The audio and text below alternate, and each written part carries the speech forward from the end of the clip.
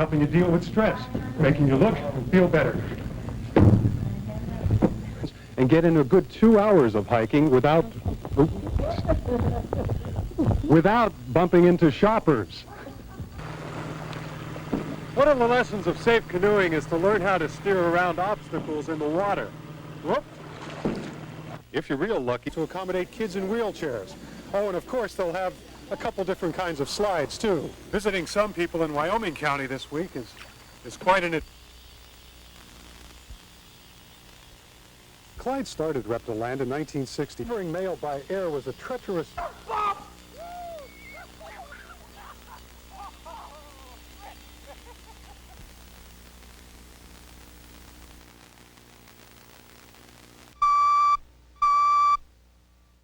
The food that caused the outbreak has not yet been pinpointed.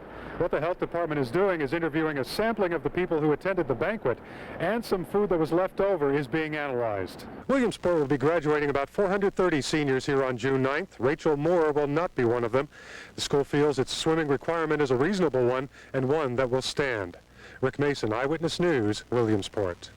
The breaks in this case were developed over the past 72 hours from 3 seemingly unrelated incidents.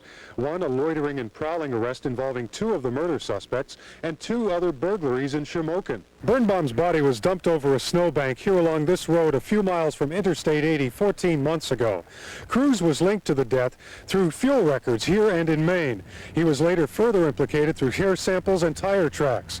No one is publicly calling him a suspect in any unsolved murders, either here in Pennsylvania or in other jurisdictions. Those steps included sanitizing the entire kitchen, medical testing of the kitchen staff, and disposal of all the foodstuffs on hand, about $4,000 worth of food. The Supreme Court's ruling involves a 1987 case from Monroe County involving the sexual assault of a university student by a fellow student. During the trial, the victim made no testimony of even the threat of force.